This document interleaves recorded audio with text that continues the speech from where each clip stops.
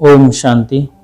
आज बाबा ने मुख्य तौर पर मुरली में जो पॉइंट कहे हैं कि बच्चे तुम्हें महावीर बनना है और महावीर बन करके तूफानों से डट करके मुकाबला करना है। तूफानों से अर्थ है यहाँ पर माया से।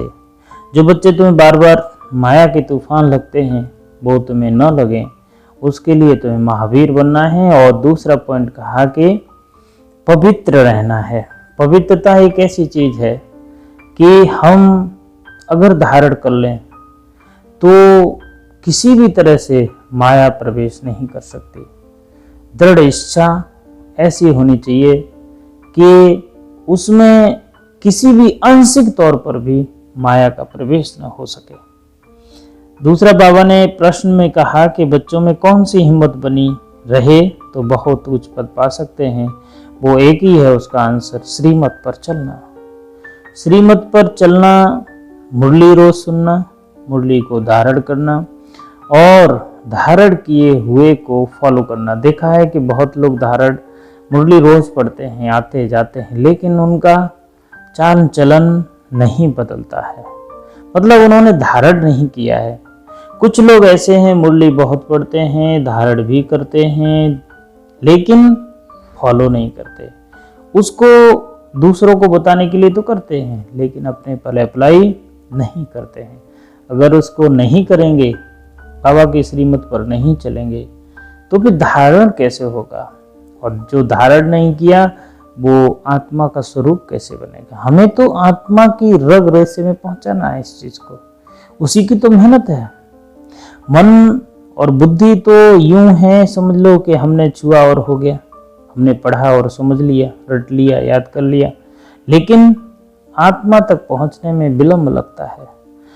आत्मा तक वही पहुंचता है जैसे हमारे शरीर में धातुएं हैं।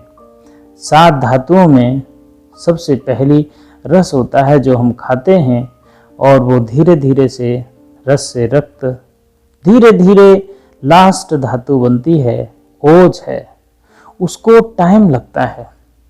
और वही बाबा कहते हैं बच्चे अगर तुम श्रीमत पर चलोगे तो जैसे शरीर में 7 धातुएं, एक भोजन जो पौधा मिट्टी से खींच करके सूर्य के प्रकाश में एक फल बनता है, और वही फिर हम खाते हैं, उससे शरीर का पोषण होता है। उसी तरह से जो हम पढ़ते हैं, बाबा जो कानों के द्वारा हम सुनते हैं, उसका पोषण हमारी आत्मा को तभी होगा जब हम अपने चलन और चरित्र में उसको धारण करेंगे। अगर हम धारण नहीं किए तो वो बस जो ही है जैसे हमने चलती हुई गाड़ी को देखा हो, रोड पर आई और चली गई, बस उससे अलावा वो भिन्न कुछ भी नहीं है, कुछ भी नहीं है। इसीलिए बाबा बार बार कहते हैं बच्चे श्रीमत पर चलो, और श्रीमत पर चलकर ही तुम्हारा कल्याण होगा। आज बाबा ने जो वरदान में कहा कि सदा रहम और कल्याण की दृष्टि से विश्व की सेवा करने वाले विश्व परिवर्तक हो। सदा रहम, सबसे पहले खुद पर रहम करना, खुद को ईश्वर के समक्ष रहमी बनाना, और फिर कल्याण करना।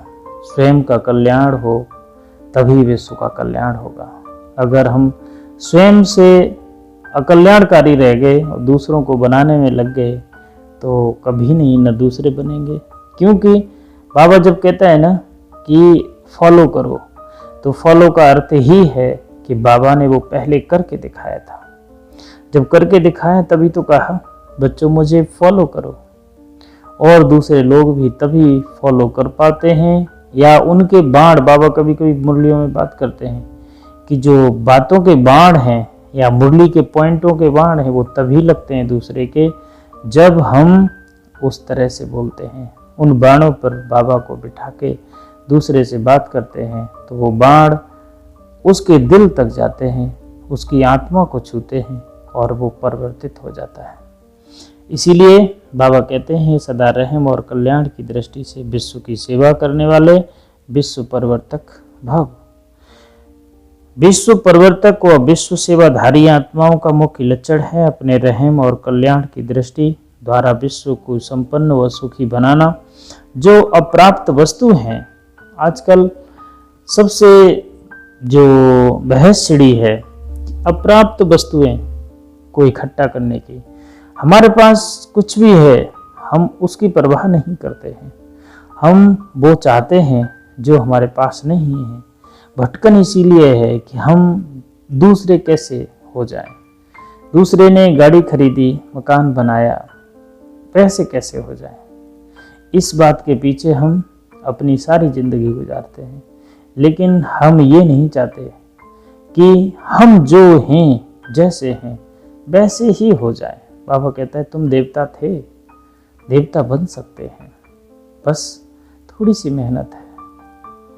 बाबा बार बार कहते हैं जो अप्राप्त वस्तु हैं, ईश्वरीय सुख, शांति, ज्ञान के धन से, सर्व शक्तियों से, सर्व आत्माओं को भिखारी से अधिकारी बनाना है। ऐसे सेवाधारी अपना हर सेकंड, बोल, कर्म, संबंध, संपर्क सेवा में ही लगाते हैं।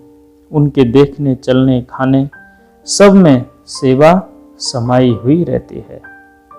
आज स्लोगन दिया बाबा ने कि मान शान का त्याग कर अपने समय को बेहद सेवा में सफल करना ही परोपकारी है।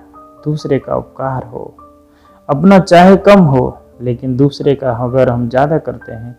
इसीलिए मम्मा का आज पॉइंट आया है कि अनमोल महावाक्य में कि परमार्थ से व्यवहार स्वतः सिद्ध हो जाता है।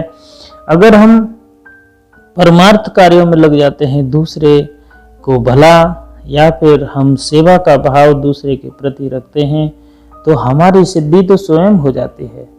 जब हम मीठी मीठी दूसरों से बातें करते हैं तो पहले हम खुद मीठे ही हो जाते हैं, तब दूसरा मीठा होता है। अगर हम क्रोध करते हैं तो पहले हम खुद ही में आग लगाते हैं, तब दूसरे में आग लगती है। खुद जलते हैं तब दूसरों को जलाते हैं। तो इसीलिए मम्मा कहती हैं कि बच्चे परमार्थ से, अगर तुमने परमार्थ को साधा तो तुम्हारा व्यवहार स्वतः सिद्ध हो जाएगा।